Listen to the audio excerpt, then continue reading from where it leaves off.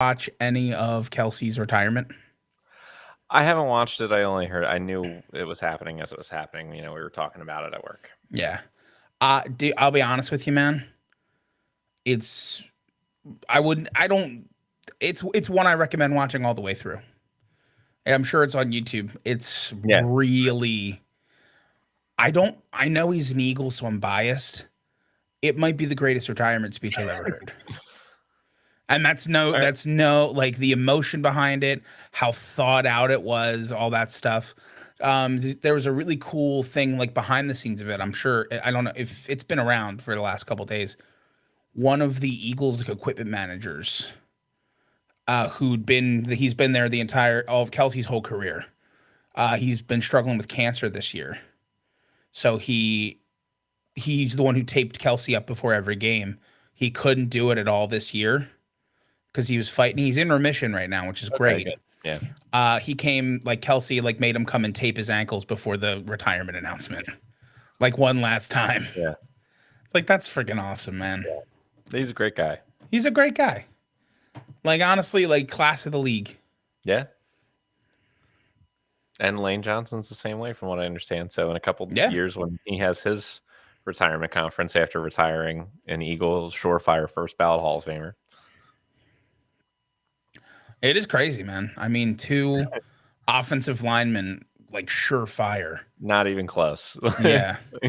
And then, I mean, realistically, you can argue that at the time with Jason Peters too. I mean, Sure. he's not with us anymore, Right. but he's but he's also probably first ballot. I mean, he's one of the best. Yeah. You know. And then you got to hope Jordan Mailata keeps it going because he's Yeah. playing at a high level. Hope True. he keeps it up for a long enough time. I Although, certainly hope. as long as he keeps his singing career going. Yeah, that's important as well. And He's hopefully so Kelsey good. stays involved with that. The Philly Specials puts out another new album at Christmas. I really want them to, man. I really want them to keep going with it. They should just do different arbitrary holidays. Like I'm they've okay done with two that, too. Christmas albums. Do a Halloween Let's album. get let's get a Halloween I love album. a Halloween album. Are you kidding me, dude? Like Kelsey doing the Monster Mash? Yes. Give it to me. Oh, that'd be so cool. Yeah. I'm in. They should just become a wedding band. Yeah, I'm game. So they need some more backing musicians. I mean, that would be pretty great. Yeah, bring us. I'm available. Yeah, I don't play anything, but I'm available. I'll kazoo it do up. backing vocals. Yeah, I could do backing vocals. I'll do fronting vocals. Yeah, I mean, Not lead vocals. That's them. No. But I'll do fronting vocals. Yeah.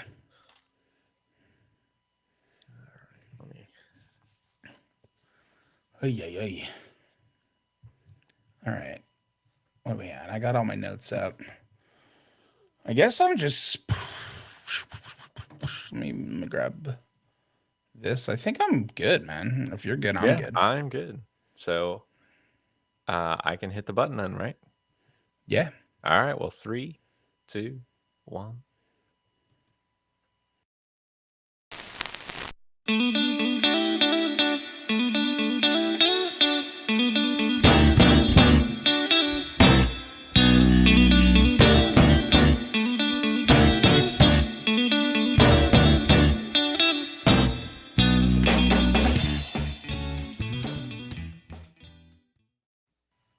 I don't want to waste my time finding other podcasts, only Totem Talks. Did you want to do any more? I can provide the backing vocals if you need it. I'm okay. All in one. I'm okay. That was more than enough. Okay. Well, what's going on, everybody? Welcome in to another episode of Totem Talks. We have season 7, episode 12. That's right. Because time is a never-ending machine that will eventually grind us to dust. I mean, yeah, I guess that's true. Okay. Too deep, too fast? Should I keep it light and breezy? You were in too deep there. You're gonna be honest. I understand. You know what? I've been told I come on a little strong. Yeah, you do. The inevitable heat death of the universe. Bad opening subject for the podcast. I get it. I learned my lesson. Try it again But next week, hey, though. I got a question for you, Nick. Okay. How was my week? How was your week? How you doing? I'm glad that you asked. I would describe my current mood as relatively docile. Okay, You know. docile. I'll accept. Yep. Which maybe isn't what was expected. Yeah, Because you hey, never know coming into a week. I could be real fired up in a good way or a bad way. it's true. It's true. More in a good way than a bad way. I mean, even Even when it's a bad way, it's a even good when it's way. a Yes. bad week, Hmm.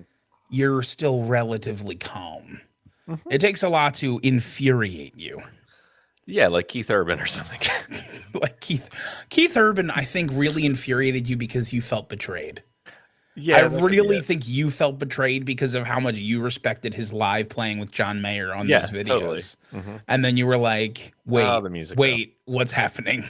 Oh, boy. I get it. I Yeah. understand. I didn't feel betrayed this week. There were times That's when I was good. surprised, Yeah. but I wasn't betrayed. And that is important, It is. especially I can't since feel that way you're, every week. you can't feel betrayed every week. Yeah, It'll God, lead to I'll all start to have kinds some of serious trust issues. logical problems. Yeah. Yeah. Well, besides the ones you already have. Yeah, right. I mean, we don't have room for many more. It's true. There's a limit. You Yeah, just got to turn them away at the door at one point. totally. But yeah, listen, something I found out earlier is that you're Nick, I'm Pat, and this is Totem Talks. Yeah, I mean, a lot Uh, earlier, a but lot yeah, earlier. I earlier mean, a is long true. time ago, but earlier is It is true. earlier. And we are continuing our journey here to determine the greatest musical artist of all time.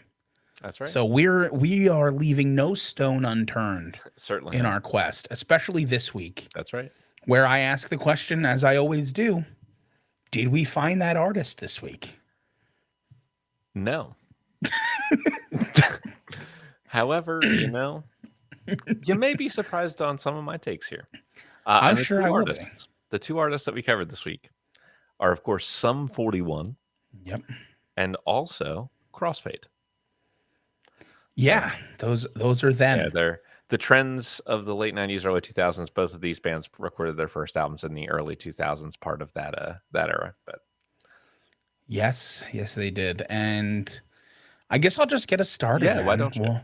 We'll get started. So we'll start with Sum 41. Sum 41 is a Canadian rock band from Ajax, Ontario.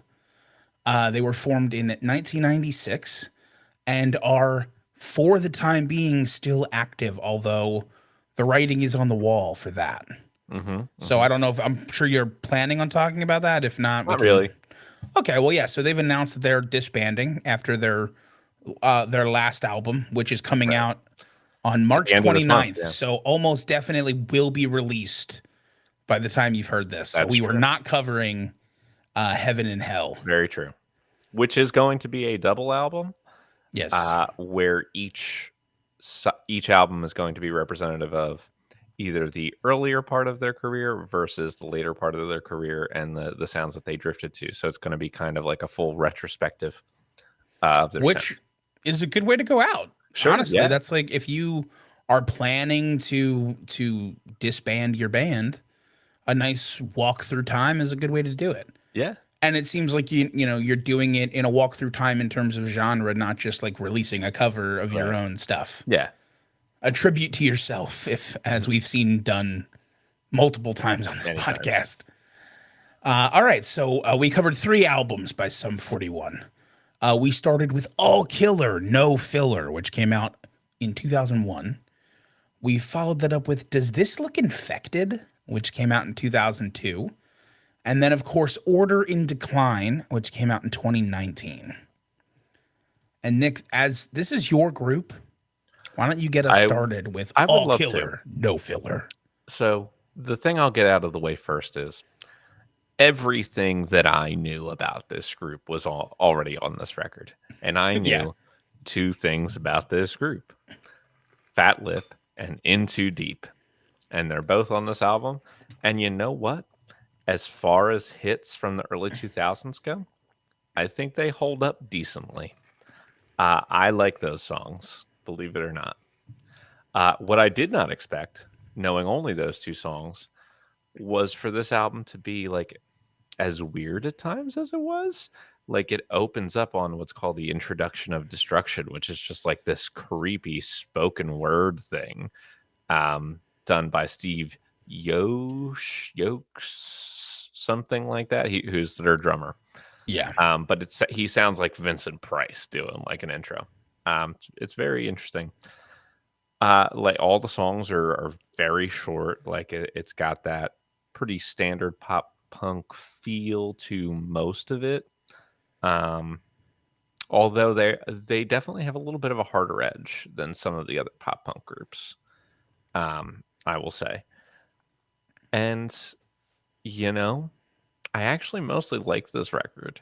Like, it's not a genre that I listen to a lot, so it's not something I'm really gonna go back to or that I'm motivated to, like, re-listen to, like, I loved it. But, like, the whole 32 minutes and change that I was listening, I was like, "Yeah, you know what? Like, for this genre, I think this is one of the stronger bands that performs it." And I wasn't necessarily expecting that going in. I was kind of thinking it was gonna be a little bit more of a joke.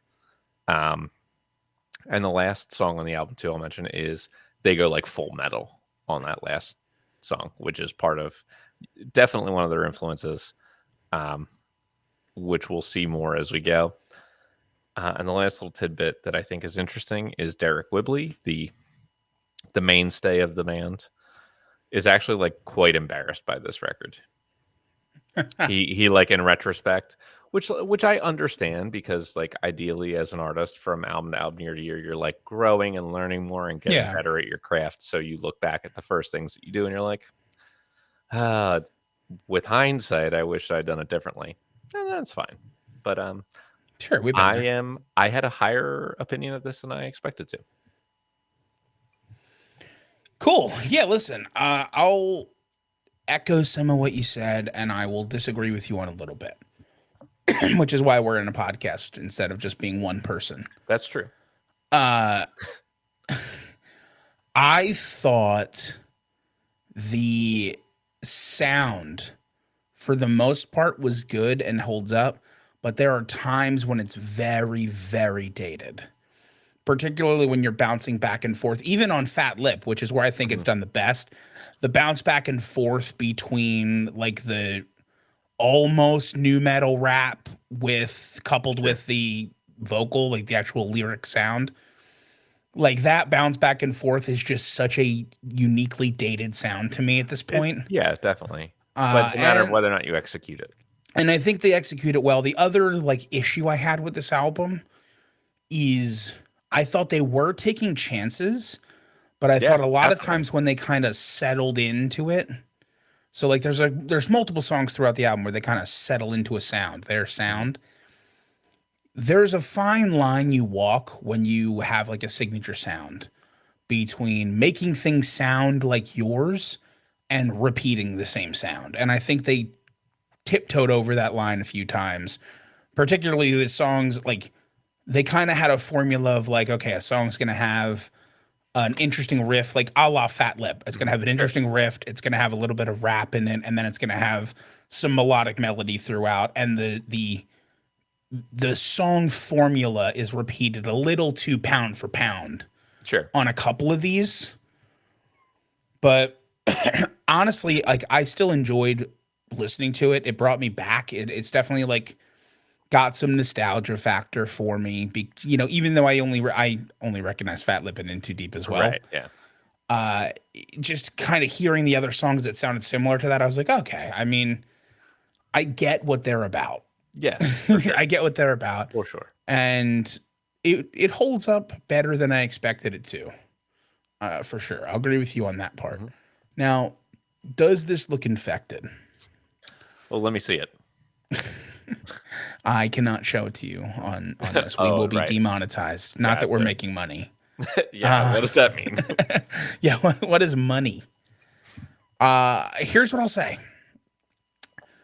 I enjoyed this album less, which I wasn't expecting because I was hoping that it wasn't just Fat Lip and In Too Deep that were like nostalgia driving me forward on this Mhm. group.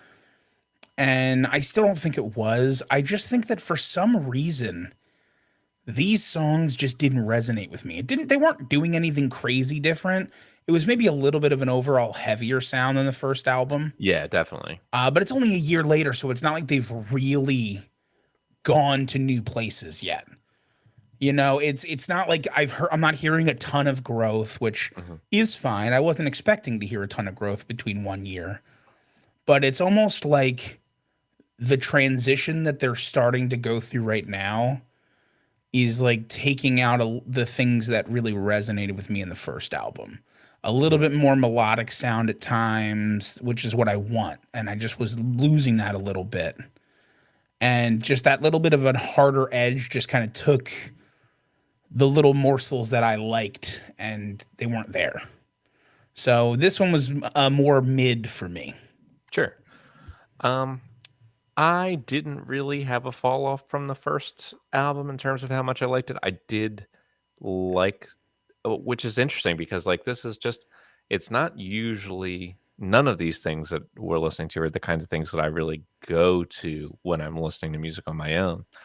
But I did appreciate, and like I heard it in the first album, and it's way clearer in this one. Like in this band, there are definitely some guys who are playing pop punk, but are metalheads. Yeah, Um, and I hear that influence. And you know, the other thing that is good about this record that you get because there are guys who are more into metal is the guitar playing for a pop punk band. Like it's very good. sure. Like you get some way more interesting lines and a little bit more active playing here than we've heard on a lot of other pop punk records, where it's often kept like very, very simple, straightforward. Um, there were two things that were interesting to me aside from that, which is, did you watch any of these on YouTube or did you just listen? I just listened. Okay, so I watched them all on YouTube as I was at work this week. Okay. And so the song's Still Waiting. There's this fascinating video where it's basically, it starts with the guys in the band being drug into like the executive's office for, whatever label they're at.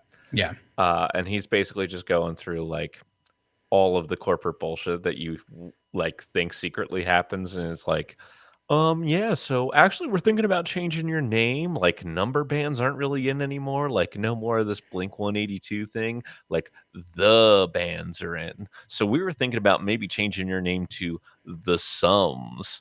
And it goes on, and this guy, and they're all just sitting in their chairs, just like, what are we doing here? As he's like feeding them all these ridiculous Yeah. ideas. And then they just go into the song.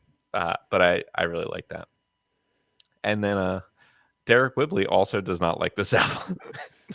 And the reason he doesn't like this album is because he hates the mix, and he actually took all the raw tracks to his like home studio and mastered it himself, and listens to that version and likes that way better and is way happier with that. Okay. So I'm If you're gonna yeah, do it, do it. But yeah. So go figure, he was really upset with what the studio ended up putting out compared to what he believed was the correct mix. But anyway, it happens. For everything that I hear sure. about studio stuff is like it's you have to be willing to compromise Hmm. because like in any work product, and you know this and everybody knows this, like you can have 100% of an idea and you really consider it a success if like 60% of it's still there Oh, when you're sure, yeah. done. Hmm. When other people touch it. So Yeah. I get where he's coming from. Yeah, and it kind of ties in nicely to the theme of the music video that later gets released. Yeah. Yeah. But now for Order and Decline, like now this is their metal album. This is like a Yeah. clearly different um, sound from the first couple, which is interesting because like some of the reason. Anyway, I'll get into it more later, but Yeah. certain people left the group over artistic differences, and the main person who did that is actually back for this album, and so I think it could be a lot of his influence. But you know what, there's a lot of talent, like you can hear it really clearly. Again, this is I think where Sum 41 shines, where a lot of times when you're taking bands who are in any sort of punk subgenre, you're almost like thinking to start below the average just because of the simplicity of a lot of the music. This is really good guitar playing, though. You get some very impressive performances on on this album. Um, and as again, like as much as it's not what I loved, I couldn't help but be impressed by a lot of it. I heard some Linkin Park in the vocals. I heard a lot of Rise Against um, in the style when, especially on their songs that leaned a little bit more of like punk metal, Yeah, so to speak. But like I hear a lot of that Rise Against sound, which sure. I think they have a lot of solid songs as well. So like my overall Sum 41 is sort of like, while I'll probably never really go back to listen to any of these songs again, every album exceeded my expectations for what I thought it would be. Yeah, and I'll tell you what, I think hearing the full transition away, so they kind of already immediately started after their first album to transition more heavy. Yeah. And so hearing the kind of finished product of that, it was good because it definitely felt authentic and it Oh, felt definitely.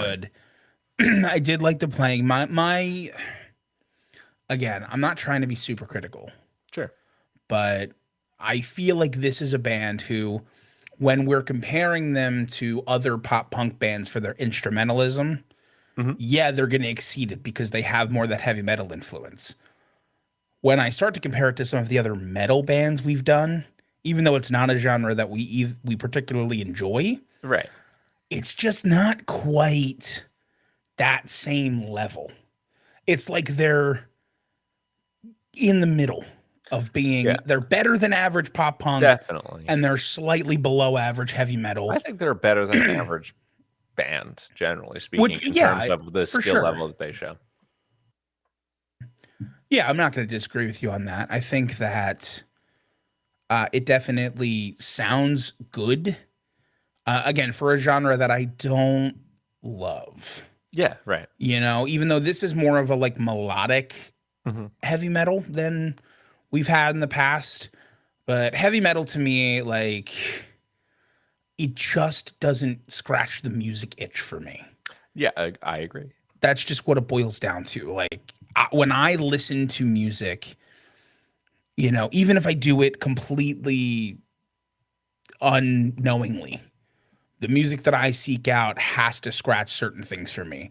Mhm. I'm a sucker for like, I'm a sucker for belting. I'm a sucker for any belting. You belt, I like you. I'm a sucker for really emotional lyric. I'm a sucker for really good word painting, where the Yeah, music that's really fair. paints that image. Those things really stick out to me, I'm a sucker which for is, 10-minute solos. yeah, you're a sucker for just fuck me up, fam. That's 20, your, 25-minute songs. yeah. Yeah, your songs are most people's albums, and that's okay. Yeah, But I think that's part of the thing that makes us, have these really cool moments because not everything we like syncs up, right. which is normal for every human being. Sure. So it's really That's great fair. for us when we do both have something where we're like, look, it's both of us. Yeah. We both like Mhm. this. Like, it's really fun. But yeah, for the most part, I mean, Sum 41, I agree with you. They exceeded my expectation. And I'm not, I know I'm being a little critical, Mhm. but it was more enjoyable to listen to than I expected going in. Yes. I just still there were still noticeable things that even though it exceeded my expectation, I still wouldn't feel right not at least calling them out a little bit. Sure. Totally understandable. Now let me talk about these guys for a little bit. Do it. Um, and here's what I got stuck on Unique. That was the hardest one for me. Um, and Spoiler then alert. yeah, I get it. that was tough. And what I eventually came to was it's what we've mostly been talking about through their evaluation. It's their sound. Like this is a group, they're grouped pretty much exclusively with like, oh, you remember like Blink 182 and Sum 41 and all the pop punk bands of the early 2000s. But I do think they sound distinctly different from them because of their metal influences that go along with it. And I Sure. think they have just a way more diverse sound and style than pretty much all of the bands in their cohort. Um, so Yeah, it's like if Blink 182 and Linkin Park had a baby. yeah, right, good, well said. So 6 degrees. Derek Whibley, I've brought him up several times. First of all, he spells his name DerYck, and this is upsetting. Yeah, I don't Uh, understand. like his Mr. and Mrs. Whibley, what did you do? You were supposed to wait and let the millennials give their kids stupid names. I say this as a Hold on. millennial, but my God, Hold on. our generation gives our kids the dumbest names. Okay. Hold on. Okay. Because I couldn't hold back my laughter. I brought up Derek Whibley's Wikipedia page Mm-hmm. just to, because sometimes it's a stage name and I wanted to just make sure Oh, sure. because Yeah. we were talking about his parents. Who calls him Busy D? Because it says Derek Jason Whibley, nicknamed Busy D. Busy spelled Bizzy. Yeah. How else would you What? spell it? Where? Who's calling you this? You Somebody in like understand? 1999 was calling him that. It's Busy D, y'all. Well, anyway, I can tell you something about what he was doing between the years of 2006 and 2010, and that was Okay. being married to Avril Lavigne, who we have also covered on the podcast. What a 6 degrees. Yep, he was married to Wasn't her Avril. 6 degrees being married to Chad Kroger? I think you're right. All Wait, these Canadian artists, just marrying each other. there's just not that many people in Canada, I guess. But yeah, that is one. And then I went into the Wayback Machine and to pull another. So we're going to talk about Derek Whibley's injuries coming up. Okay. I have a long list of lowlights. But one of them he acquired while on tour with Finger 11, who we did cover like maybe in season 1, really long Wow. time ago. Another I another almost band forgot. that I know one song from. Yeah, even though we covered them. Even though Nick. Oh, I know 2 songs. I remember because Paralyzer and also One Thing. Oh Yep, yeah. I almost forgot about that. Okay. Same. Yeah. Well, because one thing is the second thing, which is why my brain won't That makes compute it that. tougher to remember. The highlight for them, I'm going to say it was just All Killer No Filler of the years 2001, 2002. I mean, it's their most successful album by far, all their biggest hits. They ended up winning multiple Juno Awards and getting nominated for several more, all because of the singles and that album. So it was clearly, sorry that it was your first album that was also your highlight, but that's just the way the cookie crumbles. I'm sure it won't be the last time that happens today. Well, I will give you no hints. Yes. All right. So the low light, there's a couple for band members leaving. Like we got good old Brown Sound Dave Baksh, who left the band in 2006 over creative differences, which I think he was maybe leaning more metal. And then he's back on the most recent album because they've gone fully metal. And then that Jocz. Yeah.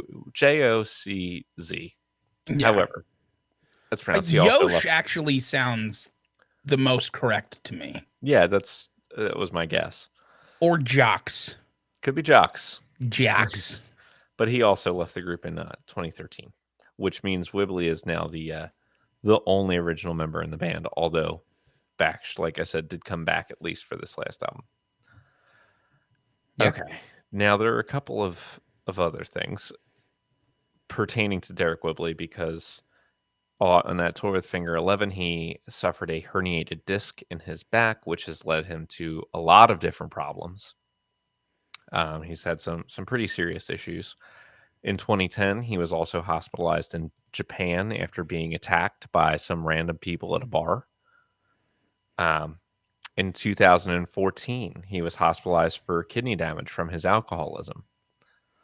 And in 2023, a combination of pneumonia and COVID put him in the hospital with heart failure. He is now recovering. Jeez. And is doing much better. But like he's had a long history of hospital visits. That's rough. It's pretty rough. Pneumonia and COVID and a dumb 1-2 punch. That's Yeah. brutal.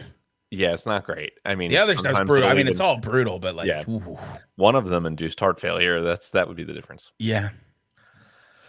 And there's also one other low light that actually sort of ties into the nice thing that I chose for this group. So I will say this is about a very sensitive topic.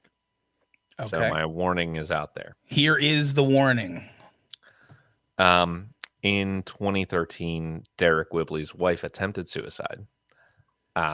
And that was something that was like very deeply affecting on obviously their whole family and anyone who knew them. And um, we actually listened on the last album to the track Catching Fire. So that track is dedicated to, those feelings and those people who, who need to seek help. The music video actually includes a lot of people who've lost their loved ones and family members to suicide, who are able to like kind of spread positive messages and encourage people to get help. The suicide hotline is attached to the video, like resources like that. So, they kind of used that experience and tried to, you know, give an honest description of the feelings that go with it and a place for, some other people who have suffered because of that to like give voice to people who might need help from it. So I would recommend checking out the video for that. Yeah, yeah. That's really good. That's really good. Didn't I was just looking it up to make sure that I'm right. Hmm. Disturbed did something similar to that about like addiction and mental health, right? Oh yeah, I think I When we remember you covered saying that. them. Hmm. Yeah. Which honestly, Yeah, like that is bands and anybody with like a public platform who like really truly uses the platform to like affect real change hmm, and stuff like that, like always huge levels of respect for that yeah, because like as disgusting as this is, like anytime you take a stand on anything publicly, there will be like there's always blowback. naysayers Yeah, and there will be blowback. And even on something like that, where it's a good right, message that people should follow, like I'm sure there's people who maybe don't know that about his wife and are just right. like, oh, just like, troll, like baiting, like just like trying to get in with the people with like fake shit, like you Yeah, know, I'm glad to see that people still do stuff like that, and I agree.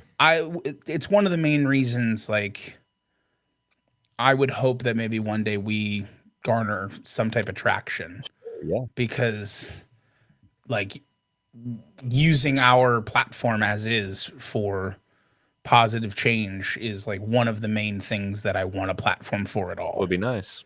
Yeah. Cool. Is All that right. all you got, That's man? all I got. So it's time to move on to crossfade. Part of me really wanted to do like a crossfade there, Uh, but I'm not gonna do it. I I would respect it if you did. Yeah, just not gonna. I mean, maybe Hello, if I Megan, by the remember. way. Oh yes, hello Megan. Good old 35 plus 6. I almost started laughing right into the mic when you said that. I'll tell you what. Apparently I didn't. I haven't warmed up enough today, and by enough I mean at all, Well, because I dislodged just so much like mucus when I did that fat yeah. lip in the beginning. The Oh, entire I mean, that was time, high. the entire time, I'm just like, "Ugh, Yeah, ugh, ugh." Glad I have this little mute button over here. right. But all right, let's get ready. Let's get ready to rumble. Hold, hold.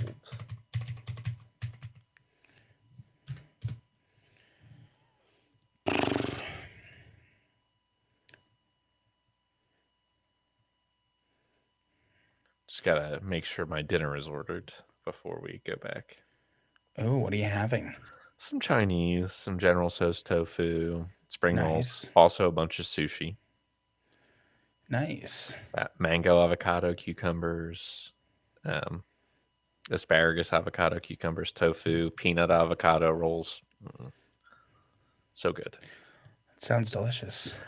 And I I have to don't figure know out what I'm how doing for you, dinner. yeah, I don't know how you take your sushi, but one thing I've decided I've come to really, really enjoy is just like fuck ton of ginger. Like I Okay. really dig the ginger with it. Interesting. Okay. I feel like I would have to have like a veggie roll, which I mean makes sense for you. Hmm. But like I when I do sushi, I usually do like spicy tuna, and I don't know if ginger Okay, would I don't know how ginger would work with that. that's true, and I I mean, they can't have tell it in you. the it's always in the thing. Like the pickled Sure, ginger is always there. yeah. So maybe Hmm. maybe I'll try it out next time I do sushi. Oh, I love it. Okay. I'll give it a shot. I'm in the boat right now where it's like I ate 3 hours ago and I I overdid it and now I'm like Uh, maybe I'll just never eat again. yeah, And by I know overdid it, that I feeling. mean I had like two extra pieces of lunch meat chicken on my Mm, like flatbread. And that was like my body's like, "No, you go fuck yourself now." yeah, I hate I'm that like, "But it feeling. was going to go That's the bad." It stuff was feeling. You're just like, oh, dude, I mean seriously, I had so the flatbread, it's this big. It's this big. And sure. it's two pieces of cheese and it's normally two pieces of chicken. And Okay, that's it. And that's what I eat.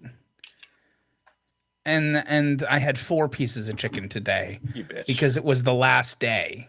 for the chicken. And I was like, I'm not gonna I don't want to eat it tomorrow, even though it's only one day. Like I'm sure Yeah, it would still be fine. I was just like, I'm just gonna do it. Big mistake. Big big huge mistake. mistake. Big mistake. Huge. Huge. Okay, So, I'm I'm ready. paying for that now. Yeah. Yeah, I'm getting the albums up. Okay. Okay. I thought I was the one delaying you. No, see what happens is I talk with my hands. Even though I'm more Irish, I'm way more Irish than Italian. Yeah. The little bit of Italian in me is all here. It's all I right talk with here my with hands the a lot too, though. Yeah, I know, but that's because, you're just a hand talker. That's right. How's your dad, by the way? Great. Yeah, Good. he's driving, doing his hospital visits for rehab and whatnot, Good. but all good. You think he's gonna make it out to a gig? I think very likely, if not one, if not both this weekend. They might even try to like come with us and come in the Nice. back doors for I'm because sure my they dad will. has friends that went to remember the last time we were at Sellers Film Yeah. News Lodge, ladies were like, oh, we know your dad. Yeah. So That's fun. Cool. All right. All right. Bring up this.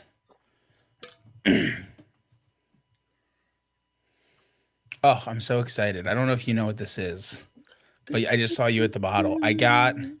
So one of the things that's been happening to me since I've been doing all this stuff is I've been like super craving sweet, sure. which I don't like even my whole life. I'm not like a huge candy Just person. savory. Yeah, I'm a savory person. So, but I've been really We'll put craving that to the sweet. test. I've been really craving sweet. So I was like, all right, like, what do I want to do? Like, I don't want to get like a bunch of sugar-free candy. That's not great, whatever. So I got a good deal and ordered a Circle water bottle. Have you heard of these? Maybe. So it's just a normal water bottle, but it has these like pods, and in the pods is basically like a flavor pack. Okay. And it's like sugar free and like 0 calorie and all that stuff. And it doesn't use like aspartame or anything. It uses like stevia, Oh, okay. Yeah. which is like the better one. Yeah. And you can like control the level of flavor, the dial of it, Oh, okay. which is really cool. So I'm excited for that. That's like Yeah, I'm that'll be hoping it interesting. like scratches the sweet itch. Yeah. Because I also don't want like I don't want anything like around me. Yeah. I Like I fully even understand. though like That's like the crazy part, dude. Like there's zero food noise. It just doesn't exist. Like I could sit here with like it's just it's crazy. Yeah. And then you don't even realize what food noise is. Like, you just think you're hungry.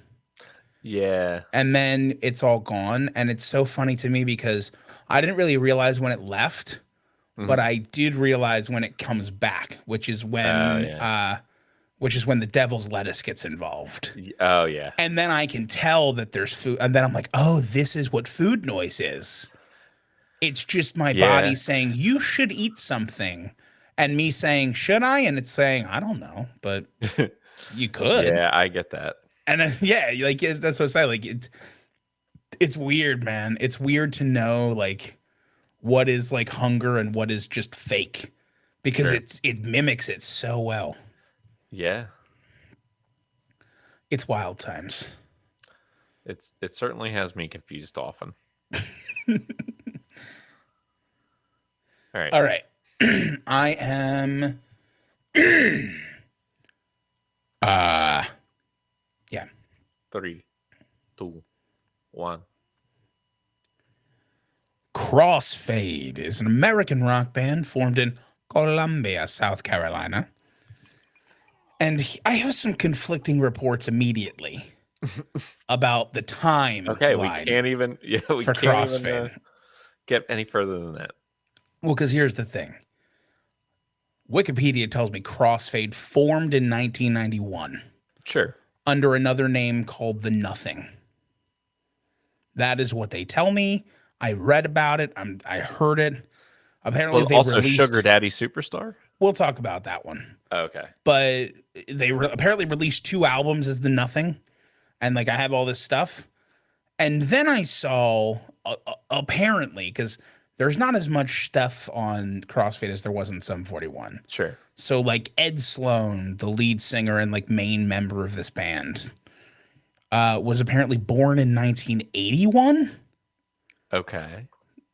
which leads to some questions. That's I mean, Was this band The Nothing formed when he was 10 years 10 old? years old, yeah. I'm gonna read it all. That's all. I'm gonna put it all out there as information. It's on Wikipedia, but understand that there is an arguably difficult time vetting some of these facts. Well, all right then. So we just had to get that out of the way. We did cover the entire discography of Crossfade. So we started with, and thankfully so, the eponymous debut, Crossfade, which came out in 2004. We followed it up with Falling Away from 2006. And then in 2011, we come back for We All Bleed. And those are the 3 Crossfade albums. And I'll just start I'll just start continuing with Crossfade. So this album has the only song that I knew by Crossfade, Cold, which wasn't quite, we've run into so many times where the only popular song from an artist is the first song on the first album. Right. They Not did this time. not do that. It was the second song on the first right. album. And here's what I'll say, man. There's some good and there's some bad. Cold is very clearly to me the strongest overall song on this album. And I get why it was chosen as the single, and I get why it was the one that kind of was the famous song from them in general. Sure. The biggest negative I had for this band at all was they way over processed and overtuned Ed Sloan's voice. It is super evident on this that whatever processing they did, it took a lot of personality out. There's like for anybody, any amateur detective at home who wants to try to pick out auto-tune yourself. And I'm not talking like the T-Pain robot auto-tune. Sure. I'm talking like auto-tune as a tool. Auto-tune is a tool that people use when they're like just a little sharp or a little flat. A big way to tell if it's overdone is there's no transition between notes. It's almost like you're playing a note on the piano. Sure. Like if I'm trying to sing like an A and then go down to like a D, Hmm. I will be hitting every note in between there, very quickly. Like, like you're hitting them. It's a slide Right. down. Auto tune goes bing boom, it's just very jarring. Same way if like you on a piano hit a note and then hit another note, you Yeah. don't hear the notes in between. Sure. That happened throughout this whole album, and it's just ugh, it gives me the ick when that happens. Some good stuff. I mean, this is definitely a heavier like post grunge Yeah. Oh yeah. band. I thought they did some stuff well. It was never bad. It didn't feel like corny. New metal and like that post grunge can sound super corny. Hmm. I didn't get that vibe. It felt maybe a little generic, and that's kind of it. Like it felt fine. Maybe a little less personality than I would want, Okay. and a little over processed. Yeah. I mean, at the end of the day, I don't think my opinion falls too far from yours because, again, like this is not really a genre that I'm ever going to revisit or be interested in listening to on my own. That being said, I think it's relatively well done. It's definitely well performed. I think we're listening to another band here where like the guitar playing is pretty good. Yeah, Um, I like I had higher there's expectations clear, for guitar here for sure, sure. right, there's clear talent in the band. It's a well performed album, but I could also probably tell within like 3 years when this album, even if I did no research on it whatsoever, didn't know a Yeah, single thing about it, like where in the 2000s that this exact sound fits. Like it could have only been made at a certain time. So, and sure. if you do that really, really, really well, then that's cool. Um, but it's just a thing. It's you're gonna be lumped in with your era no matter what. And I don't have much more to say about that, and I don't have much more to say about Falling Away because I felt like these two records were like way more so than Sum 41, even like pretty much right in that same ballpark. I had to change the YouTube video, and that's the only reason why I know that I started a new album. Um, and what I think is interesting, based on what we're going to get to, is basically their first album was a pretty big success for them.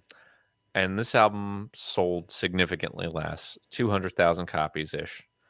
Yeah, Um, and it basically led to them splitting with a label, even though a lot of bands would kill for 200,000 copies of the record to get sold.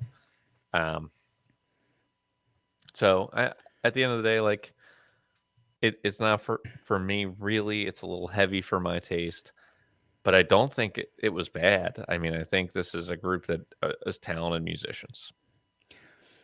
yeah. Listen, I agree with you on that as well. I liked this album a little bit more for one main reason. My big complaint was the over processing of Ed Sloan's voice. They did not do that this time. His voice sounds much more fluid and much more natural and a little bit deeper, which means how much were you processing it? It's only been two Yeah, years. right. This album, and this is kind of the problem with, certain parts of the music industry. They struck gold with Cold, Right. and it was a big hit. You can see it on the album. So like when you look on YouTube Music, not a sponsor, it tells you the plays that a song has. So the first couple songs on Crossfade is like 2.7 million plays, like 4.5 million plays, and then Cold has 305 million plays.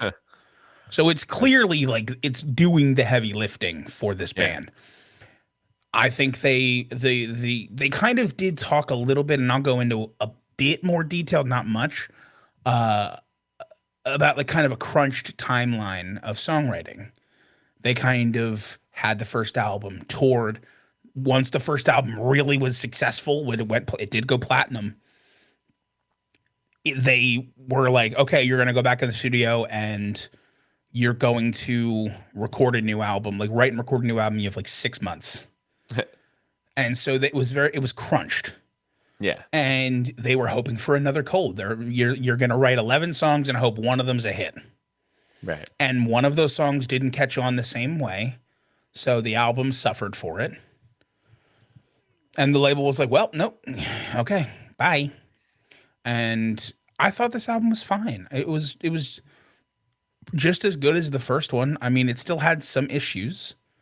It's not a genre that I love. The post grunge can be it's where a lot of negativity hides Yeah. for me.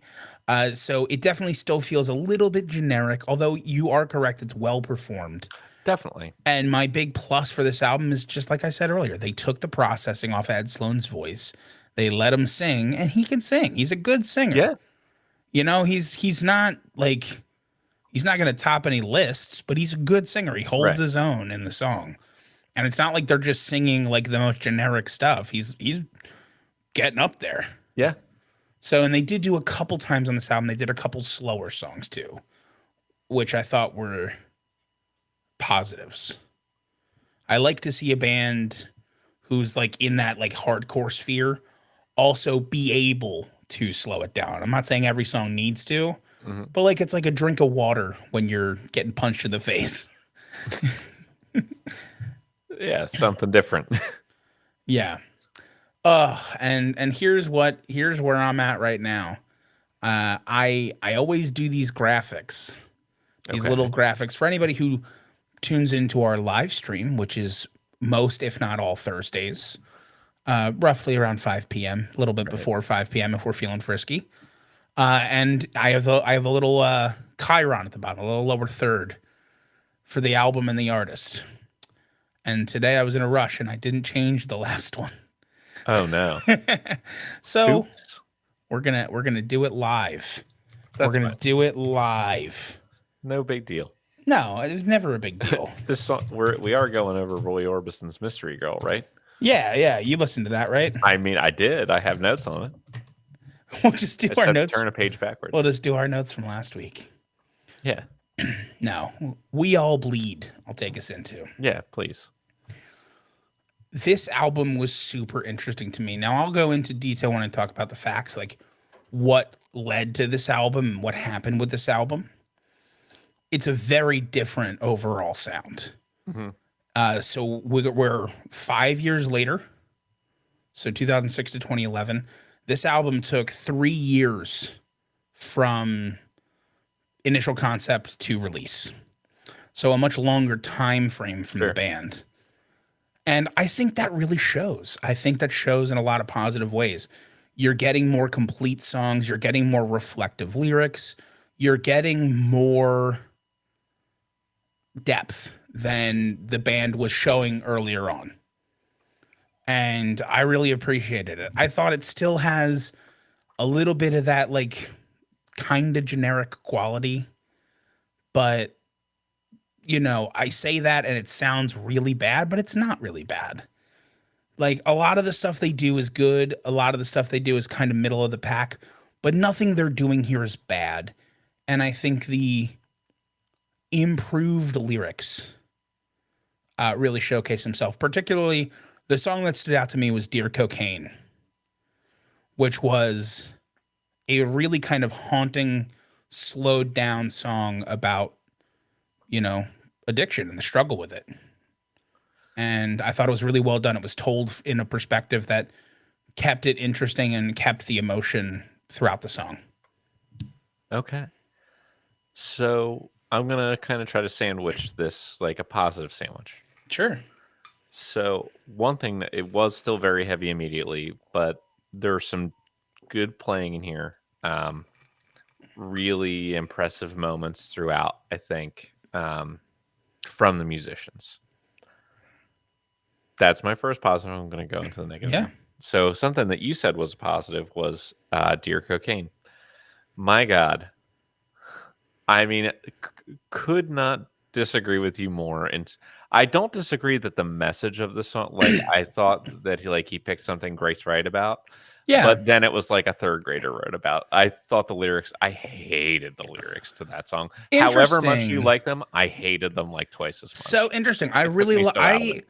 I agree with what you're saying that it was overly simplified, but I kind Like, of like that because I feel like there's so many songs where like addiction is just talked about in these like really flowing mhm. metaphors and like these really flowery verses. And I think that that has a spot. And like once you know the message of a song, like it's really telling. But I did kind of like that this was just kind of really blunt about the addiction, and Sure. it didn't It's hide just it. like, It I didn't don't, kind of and make it flowery. It just I think you can be blunt and also not bad. Like, I just, to me, this read like bad writing, and fair. I get it. as did the title track. Like, those were the two Title really track I'm with cringy you on. moments for me where I was like, Yes. "Yikes!" Like, even if I agree with the general message you're trying to put out there, or the idea, and I support you writing about it, like the actual execution of the words themselves, woof.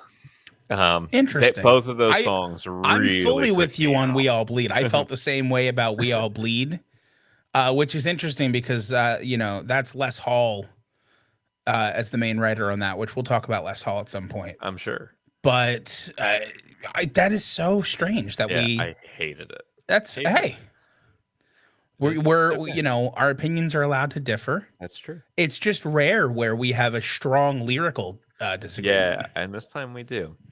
But my positive to end is the song "Prove You Wrong" because I thought the songwriting on it was different enough, and they took a band that's ostensibly doing mostly metal music and incorporating that like electronic stuff into like two genres that are not known to be my favorite, but the way that they put them together I thought was innovative and interesting. Like, I think that was good writing. Sure. Um, yeah, it Okay. was fun. The album overall. Fine is a good way to say it, honestly. Mhm. I think Crossfade as a band was fine. Yeah, exactly. And I'll give us some notes about Crossfade. Please do. Oh, so I mean, I'll tell you what, man. If you struggled for 741, I Yeah, struggled for that's fair. Crossfade. Wait till we get to next week. No, yeah, no spoilers, but Oh yes. god. So here's the thing. I ended up with two unique facts. One that was kind of a joke, but I'm still going to say, and one that I actually found that was a little bit unique and interesting. All right. So obviously, you mentioned they used to go by the name Sugar Daddy Superstar, Of course. and they recorded songs that I could not find any releases for. Basically, they recorded songs that got them picked up by Columbia as Okay. Sugar Daddy Superstar. And then I don't know if it was them or Columbia went, absolutely not. I don't know, but they decided to change the name to Crossfade. But all of those songs were recorded in Ed Sloan, the lead singer's home studio, which was dubbed Sugar Daddy Studios. Nice. Little unique fact there. Now, the Love it. real interesting unique fact. So their self-titled debut album released in 2004, as we talked about, and it has like the explicit tag, but all of the expletives are censored. Which usually, when that happens, there's a radio edit version and an Yeah. uncensored version. Right. There was never a release of the uncensored version because they did not have enough money. So they never Oh, released the uncensored version of the tracks. They were only fascinating. censored. So they had the Okay. explicit tag and they had clear, like bleeped out curses on their album, but Huh. no way to listen to the curses ever, Very which unusual. was unique to me. Like That is the unique. I agree. label told them no. Like the label said we're not. I mean, I don't know. Uh, I guess they just who ran could out of bother? money for an album that went platinum. Yeah, that's kind of crazy. Yeah, so I don't know what was going on with Columbia and Crossfade.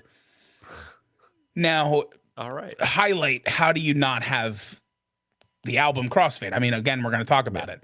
As you mentioned with Sum 41 All Killer No Filler, Crossfade was by far their most successful album.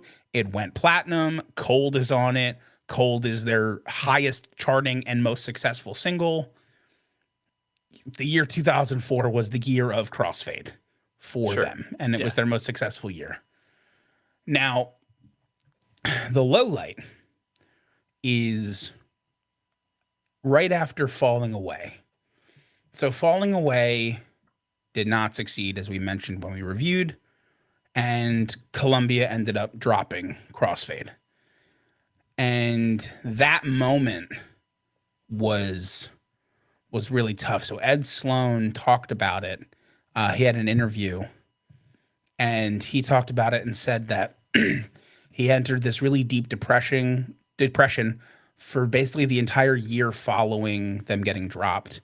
He said he remembered the day the tour bus just drove away, and he was sitting there thinking to himself, I don't even have a place to live. Uh, Like he had his studio and his cat, and that was it. And yikes. and he kind of like chuckles to himself. He's like, I had to get my life together. It was really hard for me to do. I didn't know what we were going to do. So for like a year, I completely avoided music as my outlet. I stayed by myself. I loathed my own misery. And he said it was the only year of his life that he's never written music or even listened to music. Jesus. So I mean, that's like it hit him Whoa. extremely Couldn't even hard. imagine not listening to music. Yeah. So for an entire year, and then basically after that year is when they came back and got together and said we're just going to work on an album together. And then 3 years later is the release of We All Bleed, Right. which is why you get that different sound and why you get more depth in that album, for better or worse. There are parts that I like that Yeah. you didn't like. We already talked about it, but that's why that album has a bit more depth and difference to it, is because it's pulling from these experiences. So I could not find any nice or mean things this band has ever done. Fair enough. I'll tell you what was interesting. There are two other bands around Ever. the world In the entire who have there's ever a existed. It's Swedish- Crossfade and just two others. There's a Swedish band called Crossfade, and Okay. there's another band somewhere else. I don't even know where they're from. It Called can't be traced. Crossfade. And then there was like a magazine or some type of article generating interviewing thing called Crossfade. So when I'm trying to find charitable things that Crossfade the band has done, everything, there's no way to vet which Crossfade did which thing. It's just like Gotcha, Crossfade gotcha. does this. So I'm assuming this band at some point in their lives of the individual members of the band has done something nice and has I done support something that. mean, I because support they're it. 4 human beings. That's true. So That's great point. it's the best I'm I with can it. do. Which leads us to 6 Degrees. Of course. And I'll tell you Very what, man, cold. Very cold. I was terrified. I was having so much trouble. I'm like, where am I going to find a 6 Degrees? Wait and till then- next week. And then, wouldn't you know, Les Hall, who becomes the lead guitarist for this band. Okay. So he tours with them and then becomes a member of the band, and, is technically still a member of the band, although they're kind of on a permanent hiatus. So, we don't know if or when other music will come out by them. Before joining Crossfade, Les, who was an old friend of Ed Sloan, which is how he became the touring member and then eventually full-time member, was in a very, very brief band called 70 Volt Parade. Okay. And 70 Volt Parade was the backing band for Trey Anastasio when Fish broke up in 2004. So in 2005, Trey's initial backing band was called 70 Volt Parade, and Les Hall was the lead guitarist for it. You gotta love it. Well So, done. yeah, thank you. I was like, I couldn't believe it. I was like, let's go. We Hell actually yes. got And with one all of the my way to favorite Fish. people in the world. Yep. And that is more than all I've got for Crossfade. I agree. I think we just got to get some grades on these folks. I think it's time. And I think the answer is Sum 41 gets a little bit more points because they had more than one hit. Yeah, that's probably accurate. I mean, So- I think it's definitely accurate. Cultural impact. They did have more than one hit. The question is, what number you're looking for? Is it a number in the ones? Are you looking for a whole It's two? it's probably in the ones. Although I will say what I thought was fascinating is there were 2 songs on Does This Look Infected that, um, got a lot of certifications. One was Still Waiting, which had that great music video, Yeah. and that awarded 3 different golds and a silver. And then the Hell Song is their only American gold single, which is crazy because I did not recognize it at all, and I was very alive and a 10-year-old when it came out. So you would think I would have Yeah. recognized it. As a 10-year-old, you really had your ear to Oh, the yeah. Well, like like modern radio, music like scene. everybody, it was on everywhere you went. Like you would have heard it at the mall or at school or at camp or somewhere. Yeah. But Oh didn't know no, it. only those three places. Yeah, well, Only the they're the mall, only school, or 3 camp. places I can think of. Yeah. Were there other places? There might have been Chuck E. Um, Cheese. maybe.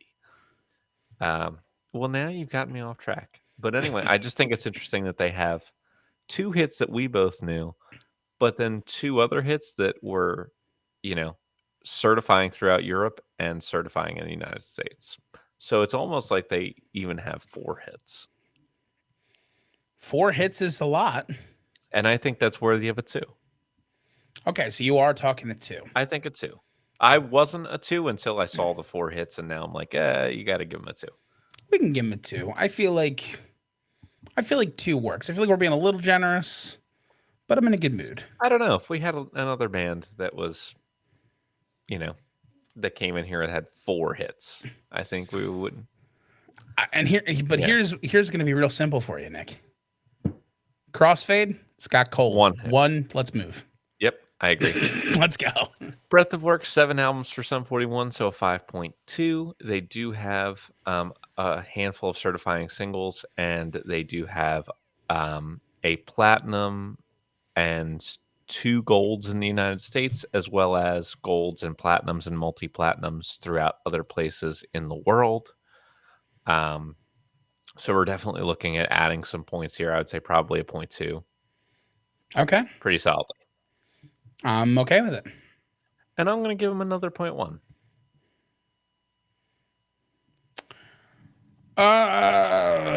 I'm gonna leave him. I'm gonna leave him even. Very good. I'm gonna leave him even. Exceeded expectation, but still not gonna give him anything. Fair enough. Okay, Breath of Work, Crossfade, 2.5. Platinum album, they're at least So good. they stay at the 2.5. All right. What Yes, would they you do. like to do with their score? I'm going to not touch it. Me too. Yeah, I'm gonna leave it exactly where it is. I love it. For the reason that the negative from the first album to me, with the overprocessing of the vocal, they fixed that quick. And then by the time the third album came around, I thought they were doing some good things, but it's canceled out. Sure. And it all just leads to a big soup of even. Fair enough. Instrumental talent, both bands above average to me. Sure, I could go for that. I would be okay with giving the slight edge to Crossfade. But I think these scores are in the mid to high 5s, maybe even a 6 at the cap. I don't think I'm up at a 6 personally. I think Crossfade for me does some good things throughout, and he's definitely good all the way through on certain instruments. Like the guitar work all the way through is good. The vocal work is good, which is why the first album frustrates me so much with the processing Sure. too heavy. I think I could go with like a 5.8 For Crossfade. for Crossfade. So then I'm like a 5.6, 5.7 for Sum 41. Yeah, I was like a 5.6 for Sum 41. Okay. I think they're doing a lot of good things that exceeded expectation. For sure. But I still like when you're comparing it to the other bands in that genre, that metal genre, they're falling a little flat. Okay. You know, Yeah. it's one of the downsides of sitting like kind of right in the middle of two genres as you're kind of compared to both. Sure. I still actually above think average. that's going to help them on their next score, which is I songwriting. agree. And I think that Sum 41 does a little bit above just getting average here. I think they do a nice job of incorporating pop punk with metal influences. I think that the songs are individually pretty well crafted. I think that the riffs on them are good. I think the albums are distinct from each other. I'm in the fives again, but like it's good. Yeah, I completely agree with you. I think that the the melding of the two genres is impressive. I think their songs grow as they go. A couple things that I did mention when I reviewed them, and I'll stand by, is just little knocks here. Some of their like formula becomes a little Sure. too evident. Hmm. You know, I shouldn't be able to pick up what your formula is on one listen through of your album. Sure. Like I want a little bit more of like mystique to a, I to what makes a band a band. I'm still like giving them a 5.5. Yeah, That's I accurate. think that's fine. I just they're a band that I have a lot more positive than negative, but I want to voice those couple Sure. little things. No problem. Crossfade starts at a 2.5. I can't be convinced to move too far from here. No, they're a band where if there was a five instead of a 2.5, I would maybe argue to like a 5.2. They're a Okay. little bit above average. I think they do. The compositions are good. The compositions are good, Yeah. and I think they're consistently good. But unlike with Sum 41, they don't feel overly formulaic at their peak. Okay. So you know, even though I think their peak isn't as high as Sum 41's, where they're not hitting the same like enjoyment level of song. I think their consistency is good. So Sure. Two I would seven. say like a 2.7. Exactly. Poetic. Not the strongest score of the day. For either one. It it's let me say that it took me out of the song twice, and they were both Crossfade's last album. Which is Six. so ironic, man, because here's the thing. For the sake of our differing opinions here, let's not even mention Dear Cocaine because it would be a They'll positive for cancel me each and a other out. negative for you. It cancels out to nothing. And I agree with you on We All Bleed, the song. Right. Cheesy is all hell. I did Yeah. think that other songs on that third album were much more concise and showcased an emotion that wasn't present on the other two albums and wasn't overly present on Sum 41's albums. Like the pop punk part of Sum 41 Mhm. definitely hits the lyrics the hardest Okay. because pop punk lyrics are kind of mid at Sure. best. So, you know, all that to say, I'm probably looking at like a 5 for Sum 41 Yeah. and like a 2.6 I'll give it to you. for Crossfade. You got it. Do we have any X Factor this week? Absolutely not. I agree. So I have final scores. And they are this. The winner of this week's episode with a 23.6 is Sum 41. Sure. And the not winner of this week's episode was Crossfade with a 14.6. Right, a 14.6. Yeah. Good for them, though. Good for them. Both bands defied expectations in a Sure. positive manner. Sure. And a lot of Crossfade, like the dichotomy of that score, the big gap there is almost 100% the difference in total albums. Yeah, If Crossfade had it six would have been a very albums, similar score. we might be talking like Sum 41 with 23, Crossfade with 21. Sure. Like it might just be the it might even be closer. It might even just be the difference in cultural impact. Sure. Like it was the rest of the scores were close. So a good showing from both bands. Yes. Better Oh, than man. expected. Oh man, next week though. Yeah, why don't you talk about what we got going on Okay. next week? So next week, here's the thing. Here's what we did. We tried to go experimental. We chose two bands that have the same exact name. We've done this Uh, before. We Patty Smithed it. That's true. Well, this time it's bands This instead of time just it's full bands, not women just a that person have with the same name. And We it could will have done be it this week interesting. with the 3 bands named Crossfade. That's true. I don't know why we didn't. I didn't know about the other two, I guess. Neither did I. Yeah. But I'll tell you, if you thought the research was sparse this week, next week's gonna be rough. Yeah. Next, Yikes. I'm hoping we One of find these- all the albums. I agree. One of these bands existed for 3 years only in Yugoslavia. So That's the one you're covering, by the way. okay, I was going to ask you when we ended the episode. So I want to be clear. You did this to us. You're taking that band. Okay. All right. Tune in next week. Whether or not we find anything, that episode's going to be fun. Sure is. I mean, for if no other reason, we're about to listen to a very, very brief Yugoslavian band. They're very brief. So hijinks will ensue for sure. They will. All right. Okay. I want to thank you all for tuning in. As always, it's been a blast. Continue hanging out with us, listening to other stuff. If you're new, you're just kind of catching on. We're in season 7. There is 6 seasons of backlog. And I'll tell you what, you're going to get one season, season 6, which is this format, head to head. And then 5 to 1 going backwards. We had 3 bands. So we had 3 bands going boom, boom, boom. So there is a whole ton of music to discover as we talk about everybody. We talk about people with one album who were together for a moment, a blink in history. We talk about people who have 93 albums.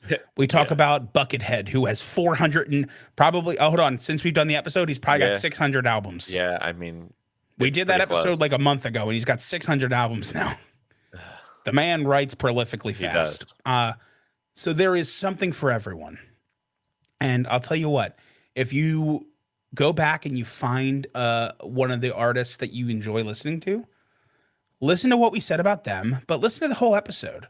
One of the most rewarding experiences for this podcast in general, and I think you'll agree, Nick, is how many times we have found an artist that we've never heard of who gets added to our playlist. Oh yeah. So like that's the coolest part of this. Like for instance, this is kind of a long time ago, but I still listen to them. Fleet Foxes.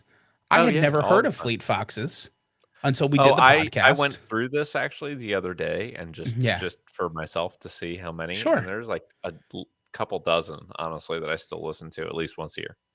Yeah, like Fleet Foxes is a big one for me because if you include the live albums, Buckethead only has 598 albums. Oh, okay. I'm sorry that I was 2 albums off of saying 600. The fact that I got that close is terrifying to me. Yeah. All right. Yeah. So anyway, go find your new favorite artist. Yes. It's this is about finding the greatest artist of all time, but it's also about maybe finding a new favorite. And while you are doing that, have a great day. And fuck Jerry Lee Lewis. And fuck Jerry Lee Lewis. Oh, man. All right. Well, I'll take the Yugoslav zebra then. Yeah, you will. You may have the American zebra. I'm sure they're not going to have a ton. I mean, I'm not going to have a lot to say. So, what if you end up with like the better research band? Could you imagine? What if there's just a ton American of shit? Zebra had 1 gold album. So, yeah. Who would have thunk? I have a highlight. So do I. They released 1 album one time. That was the highlight. They actually they don't have 3 albums, right? This shit. They have one. They have one, right? Yeah. Zebra has 4. Your zebra has 4. Oh, so I'll actually have to pick one. Yeah, well, one of them charted somewhere, so it'll be the first, second, and fourth. Or will it? You don't know what I'll do. That's true. I'm a loose You're a cannon, loose man. cannon. You're the wild card. I'm flying by the seat of my pants here. We're All going to right, listen to nature sounds of an actual zebra just chewing hay. I'm not against that. I mean, who knows? All right, my food is here though, so I'm gonna. You go enjoy yourself, buddy. I'm out of here as well. Adios. I'll see you tomorrow. Very good. Ay, ay, ay. All right. Cool, people. Well, this has been fun. Thanks for hanging out as always. And I'll catch you next time.